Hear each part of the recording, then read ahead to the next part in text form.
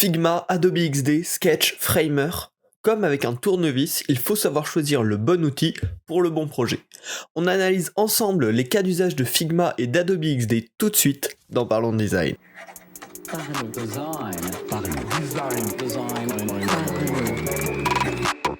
Cette 5e saison de Parlons Design est sponsorisée par The Kakatoes Theory, le site des product designers.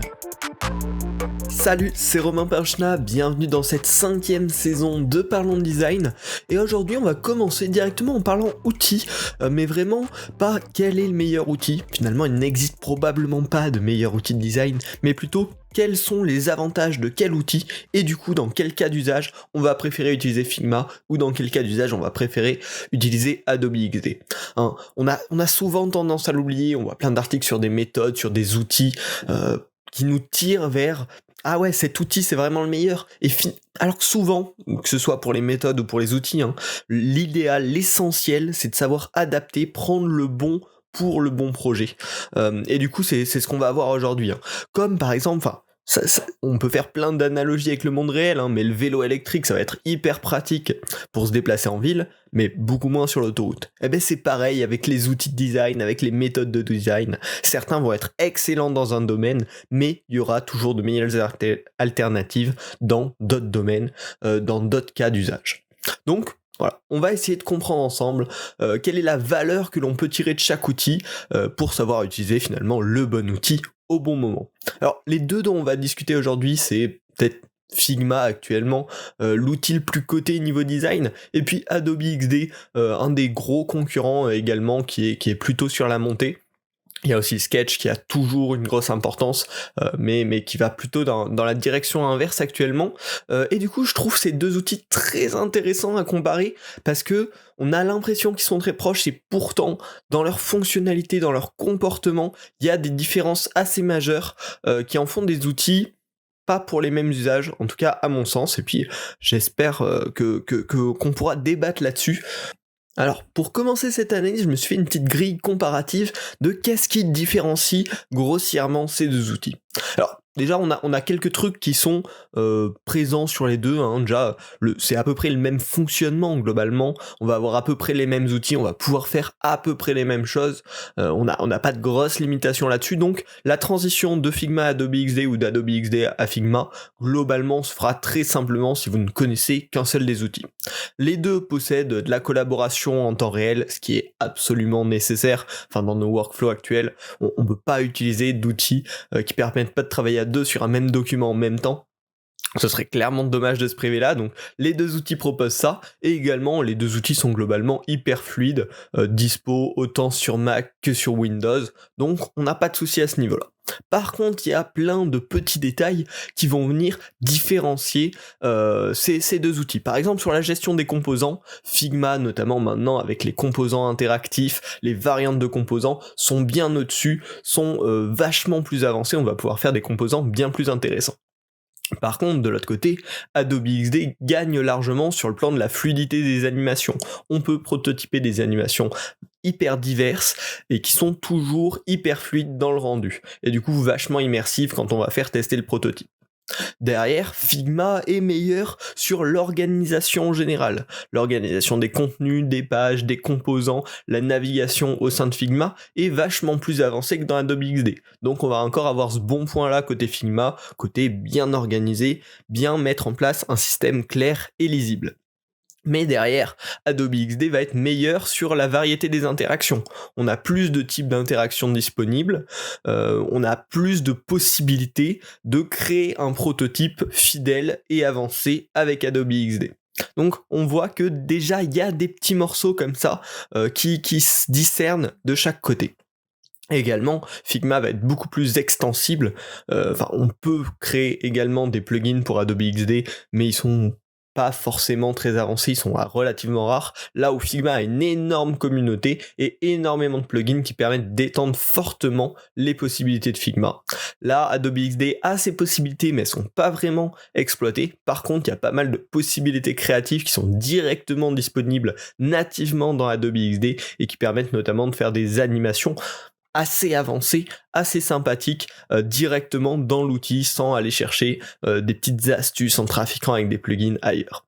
Donc finalement, la vue globale, et on va creuser ça ensemble, c'est que pour moi, il y a un outil qui est vraiment un outil de design systémique, de product design, vraiment au sens d'un produit qui va pouvoir fonctionner, évoluer, ce serait plutôt Figma, vs un outil qui est plutôt du design créatif. Adobe XD va être beaucoup moins carré, mais va permettre de tester beaucoup plus de choses, beaucoup plus d'animation, beaucoup plus d'interaction, et du coup, on va creuser un petit peu ça.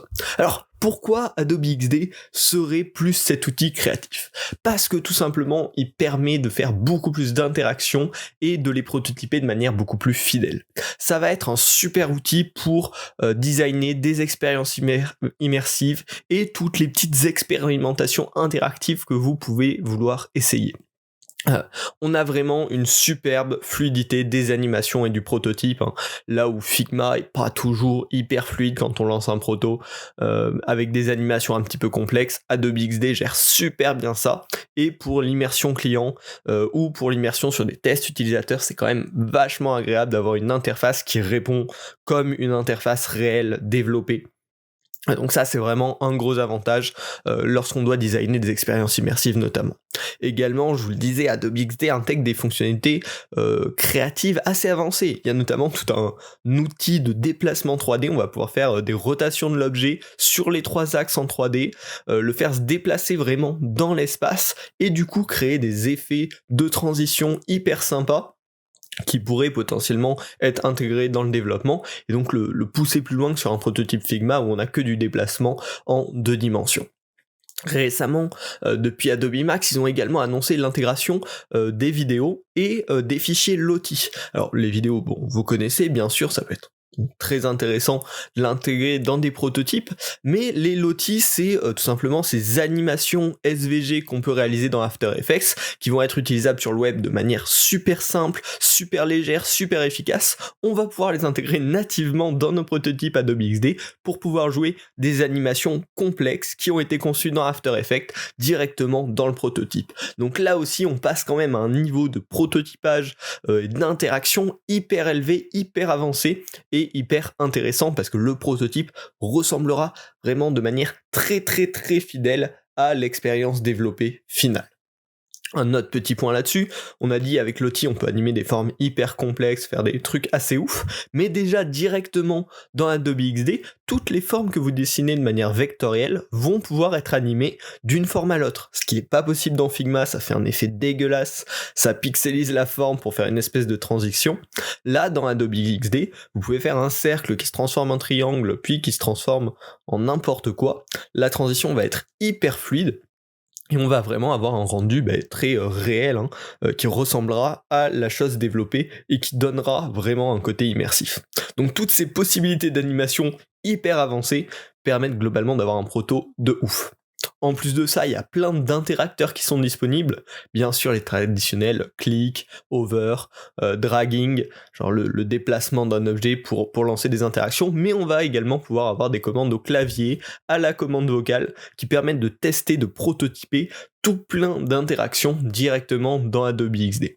Donc on a vraiment ce gros avantage, ces grosses capacités-là, qui viennent être complétés par en plus des liens directs avec des potentiels fichiers Photoshop ou Illustrator, et du coup quand on a l'habitude d'utiliser ces outils pour de la retouche photo, pour de la création vectorielle, on va pouvoir directement les interconnecter, gagner du temps sur ces allers-retours créatifs.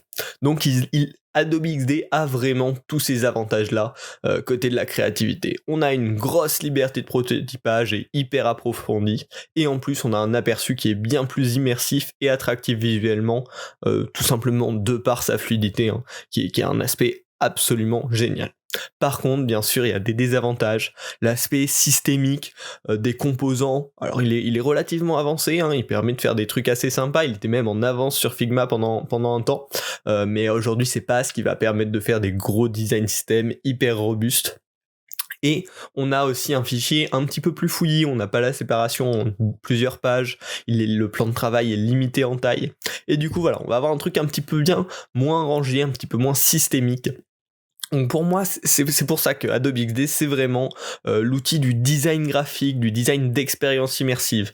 Quand on va concevoir des interfaces avec beaucoup de petites interactions visuelles, beaucoup d'animations, Adobe XD est à mon sens clairement le meilleur outil parce qu'on va pouvoir avoir un rendu bien plus précis, bien plus agréable à regarder et bien plus proche de la réalité finalement du produit développé. Et c'est là où on va venir pouvoir le confronter à Figma, qui pour moi se démarque tout simplement par maintenant son aspect hyper systémique, hein. C'est vraiment le maître mot des dernières mises à jour de Figma, c'est avoir un design système de folie qui peut être partagé bien sûr entre plusieurs fichiers, etc. Mais avec là les nouveaux composants interactifs qui sont complètement géniaux. Donc Figma, je vous le conseille dès qu'il y a des projets un petit peu gros qui doivent être ingéniorisés dans le sens utiliser des composants partout, des variables de couleur partout, des variables de texte partout, et du coup des projets qui vont pouvoir être étendus globalement, les produits, vraiment pas au sens d'une expérience un petit peu seule comme ça, mais au sens d'un produit qui va se développer sur le long terme. Figma devient plus intéressant. Pour plein de petites raisons, mais déjà en termes d'organisation, on peut organiser les plusieurs pages dans un fichier Figma. Les composants aussi sont bien mieux rangés et bien plus simples, on va dire, en termes de lecture. Et même globalement l'interface de rangement de Figma est assez bien foutue en découpant le truc par team, puis par projet, puis par fichier. C'est relativement bien organisé par rapport au format Adobe XD qui utilise plutôt les documents à l'ancienne mais organisés pas forcément de manière hyper approfondie.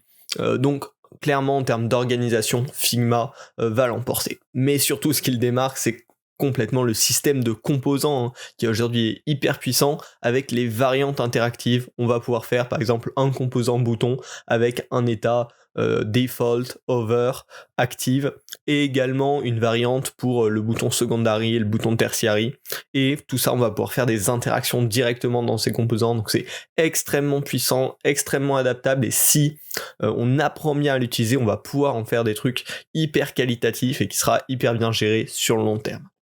Également, sur le côté de l'auto-layout et des contraintes de resizing, Figma est globalement très très bon maintenant. Adobe XD propose des features similaires mais qui sont quand même moins pratiques, qui sont plus créatives en fait, qui laissent plus de possibilités, là où Figma va être un petit peu plus serré sur les contraintes mais un petit peu plus proche de ce qui sera réellement développé derrière. Donc c'est extrêmement intéressant encore dans cette approche. Et également, un truc important, hein, quand on travaille sur des produits comme ça un petit peu long terme, c'est que Figma propose de nombreux raccourcis pour travailler hyper rapidement. On peut réorganiser les objets hyper simplement avec certaines des petites fonctionnalités. On peut switcher d'un composant à l'autre ou d'une variante de composant à l'autre hyper facilement. Et donc ça, c'est plein de petits gains qui forcément sur le long terme font gagner énormément de temps et de productivité.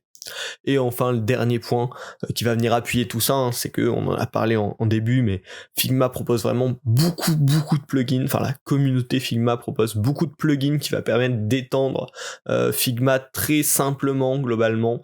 Après ça peut aussi être un piège, je pense qu'on en parlera dans un futur épisode de Parlons Design, mais les plugins peuvent être un piège, mais en tout cas cette extensibilité forte elle permet plein de choses qui viennent s'ajouter voilà, au fur et à mesure des besoins que l'on rencontre.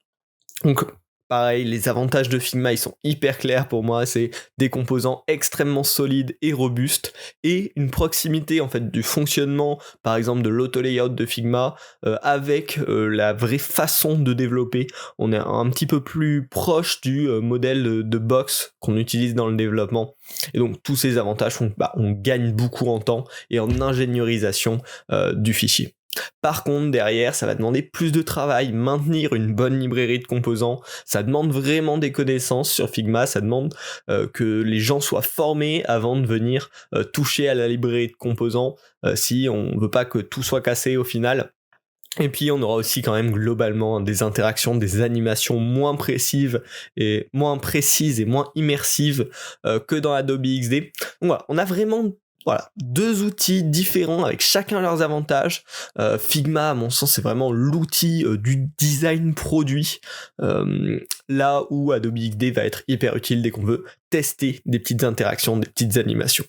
J'espère que cette petite overview en tout cas de ces deux outils, ma vision de ces deux outils, vous aura aidé peut-être à voir un petit peu mieux les différences entre ces deux-là. Si vos avis divergent, je serais carrément heureux de l'entendre. On peut venir discuter sur Twitter ou sur LinkedIn, les liens sont dans la description.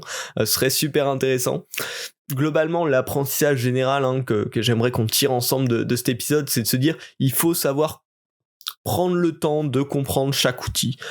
Pourquoi lui est mieux à cet endroit, pourquoi je trouve qu'il est mieux, pourquoi est-ce que moi ça me concerne et que par exemple Figma correspond plus à mes besoins, et pourquoi des fois savoir switcher d'outils rapidement pour matcher plus à un certain type de projet, ça peut être intéressant. Et globalement, la transition de Adobe XD à Figma ou inverse, elle se fait hyper simplement. Et si c'est sur un projet sur lequel vous avez besoin d'animer beaucoup de formes vectorielles ou vous voulez intégrer des animations Lottie, du coup Adobe XD va être hyper pertinent parce que vous allez pouvoir avoir un rendu hyper qualitatif. Là où si vous êtes plutôt team Adobe XD mais que vous voulez faire un truc hyper systémique, ça peut être intéressant de venir utiliser un petit peu Figma sur ce projet-là. Voilà. En tout cas, on est reparti là pour 50 épisodes de Parlons Design dans cette 5e saison.